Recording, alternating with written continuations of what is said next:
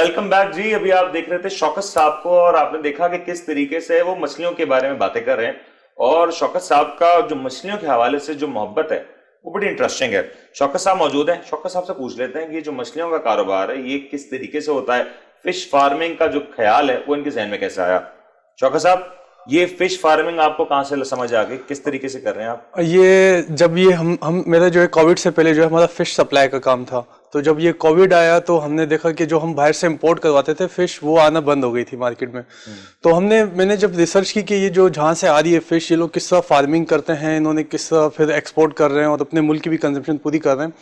तो जब मैंने वर्किंग की तो उन्होंने एक बायोफ्लॉक टेक्नोलॉजी जो है बाहर मुल्क में यूज होती है, जो एक छोटे से टैंक में जो है बायोफ्लॉक टेक्नोलॉजी? जी बायोफ्लॉक। ठीक है। तो उस टेक्नोलॉजी से जो है वो फिश फार्मिंग कर रहे थे लोग और जो है दूसरे कंट्रीज में एक्सपोर्ट कर रहे थे।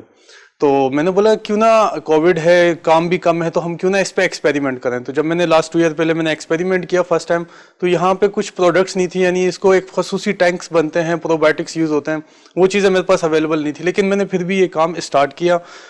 जब मैंने फर्स्ट टाइम किया तो मुझे काफ़ी इसमें लॉस हुआ, मेरी पैरामीटर इसमें पानी के कंट्रोल करना होते हैं वो मुझसे नहीं हो पाए। तो फिर मैंने हिम्मत नहीं आ रही, जब मैंने काम शुरू किया तो फिर मैं आस्ते आस्ते मेरी जो है ना चैन बनती रही। फिर मैंने कुछ चाइना के लोगों से रब्ता किया, प्रोबायोटिक्स मंगवाए, पंप्स मंगवाए जो मुझे मिल नहीं रहे थे, वो सब चीज़ें मैंने जब अरेंज की तो जब मैंने नेक्स्ट कल्चर किया, जब मैंने नेक्स्ट फिश फार्मिंग की, तो उसमें मुझे जो है सक्सेस नजर आई कि हाँ यार, हम 1 एकड़ की फिश जो है वो हम एक टैंक में पाल सकते हैं। क्योंकि यहाँ पे लोगों को तो यही कॉन्सेप्ट था कि फिश फार्मिंग करनी है तो उसके लिए 1 एकड़ की जगह होनी चाहिए, 2 एकड़ की जगह होनी चाहिए, फिर हम फार्मिंग कर सकते हैं। तो ये वो कॉन्सेप्ट नहीं था। ये बायोफ्लॉक में हम 1 एकड़ यानी जो 12 फीट का जो कमरा होता है रूम में, उसमें हम 1000 फिश डाल सकते हैं और तकरीबन 400 से 500 किलो हम 5 से 6 महीने में फिश फार्मिंग कर सकते हैं। 500 से 600 केजी एक महीने के अंदर? नहीं, 4 से 6 महीने के दरमियान। 4 से 6 महीने के अंदर। वो फिश की कैटेगरीज पे होती है कि आप कौन सी फिश फार्मिंग कर रहे हैं। फॉर एग्जाम्पल इसमें कोई आप वैसे तो मैं आपको एक बात आगे करने से पहले बता दूं, मैं बड़ा अप्रिशिएट कर रहा हूं आपको, आपने बात बहुत खूबसूरत कही और ये व्यूअर्स के लिए बड़ा इंपॉर्टेंट है कि आपने शुरू किया, आप फेल हुए, आपने हिम्मत नहीं हारी।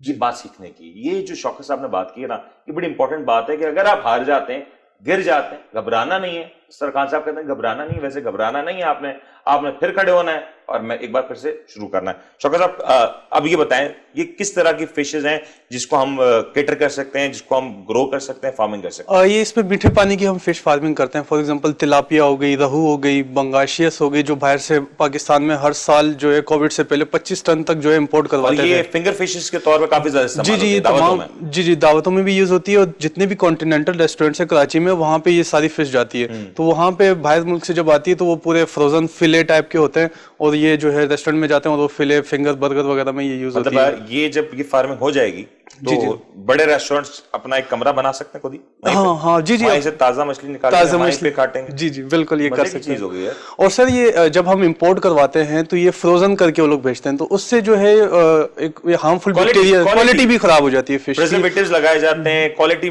कहीं ना कहीं डिटेरिएट होती है। जी बिल्कुल। लेकिन आप जो कह रहे हैं, अगर ये जो बड़े जो फूड चेन्स हैं, अगर ये इस तरह के सेटअप्स कर लें तो लोगों को बिल्कुल फ्रेश फिश मिल सकती है। जी बिल्कुल। अच्छा, ये जो फिश फार्मिंग जो आप कर रहे हैं, ये जिस साइंसी तरीके से आप कर रहे हैं, ये जरा मुझे बताया ना कि ये हार्मफुल तो नहीं होगा लोगों के लिए या फिश के लिए? नहीं, ये ना लोगों के लिए नुकसानदेह है ना फिश के लिए नुकसानदेह। ये है एनवायरनमेंट, ये इसमें सिंपल चीजें यूज होती हैं। यानी आप घर में अगर आप देखें, नमक जो है इसमें यूज होता है, गुड़ का जो शीरा होता है वो यूज होता है, और इसमें जो प्रोबायोटिक यूज होते हैं वो एनवायरनमेंट के लिए भी अच्छे होते हैं और फिश के लिए भी जरूरी होते हैं।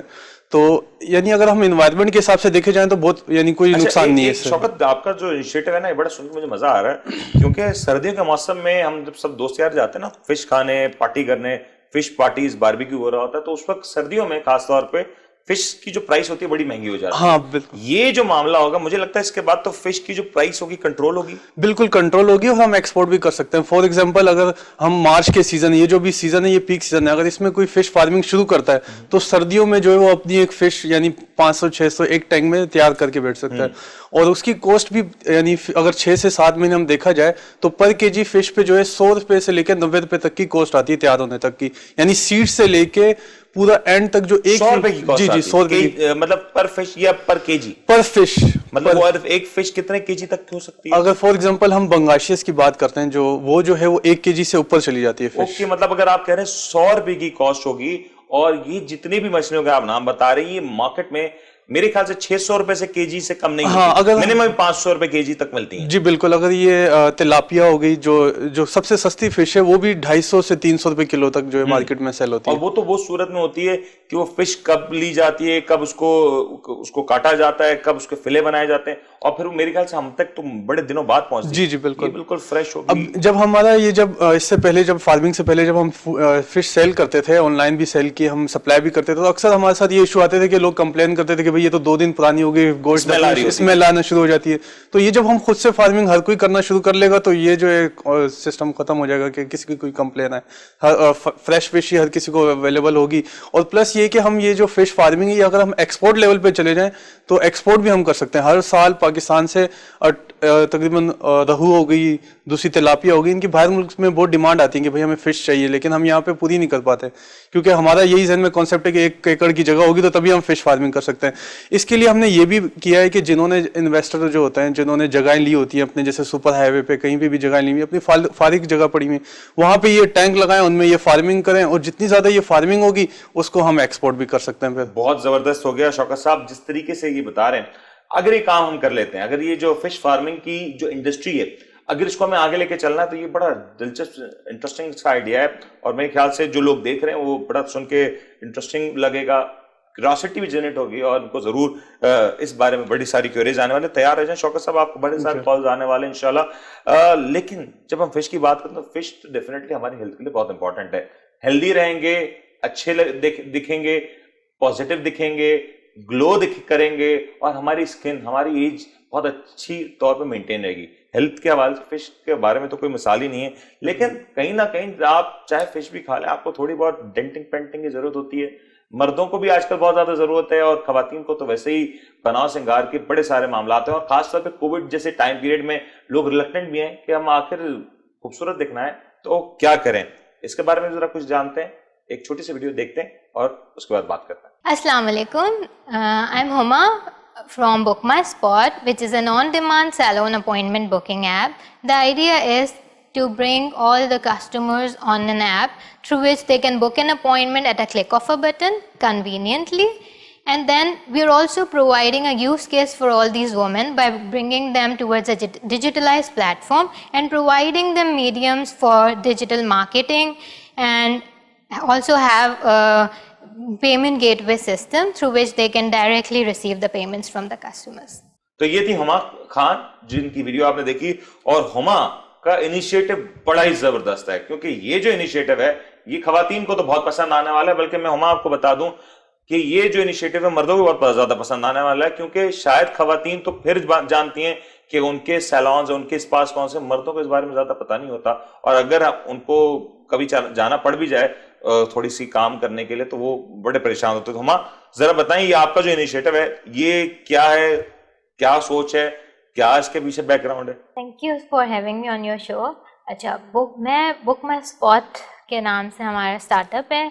बेसिकली हम लोग on demand salon appointment booking app का एक प्लेटफॉर्म हमने प्रोवाइड किया हुआ है। एंड जैसा आपने कहा, तो हमारे पास सैलून्स, मेन सैलून्स भी हैं और फीमेल सैलून्स भी हैं। तो हमने ये नहीं किया है कि हमने कोई स्पेसिफिक ऑडियंस को टारगेट करें। We are providing services for all the customers and for all the population. अभी करंटली हम लोग कराची में हैं। We have like more than 57 salons on board.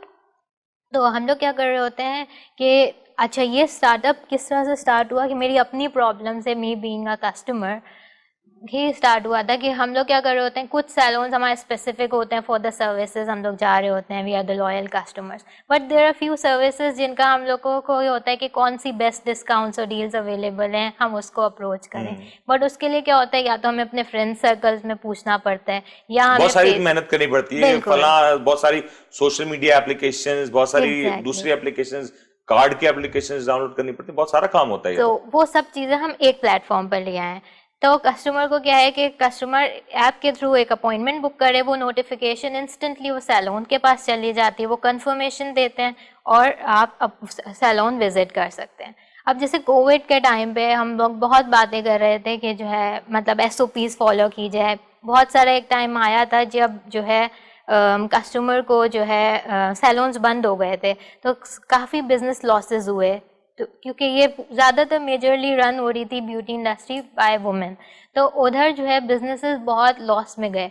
तो what we were offering is कि इसमें it was a blessing in disguise कि हम लोगों ने कहा कि आप लोग जो है अपॉइंटमेंट बुक करें, don't make the saloons crowded, आप अपॉइंटमेंट बुक करके अपने इंस्टेंटली जो आपका टाइम स्लॉट है आप उस पर विजिट करें। तो इससे क्या होगा कि क्राउड भी लिमिट हो गई और आपका टाइम भी सेव हो अच्छा गया। हुमा, ये बड़ा इंटरेस्टिंग है क्योंकि खवातीन अक्सर परेशान रहती हैं कि जो इनिशिएटिव्स आमतौर पे आते हैं, अक्सर ये भी नहीं पता था कोविड के टाइम पीरियड में कि कौन से सैलॉन्स इस वक्त ओपन हैं, कौन से क्लोज हो चुके हैं, कौन से सैलॉन्स में उनके पसंद के जो मेकअप आर्टिस्ट हैं या जो जो जो अमला है वो मौजूद है। लेकिन इसके बाद मेरे ख्याल से काफी ज्यादा रिलीफ हो जाता होगा खवातीन को।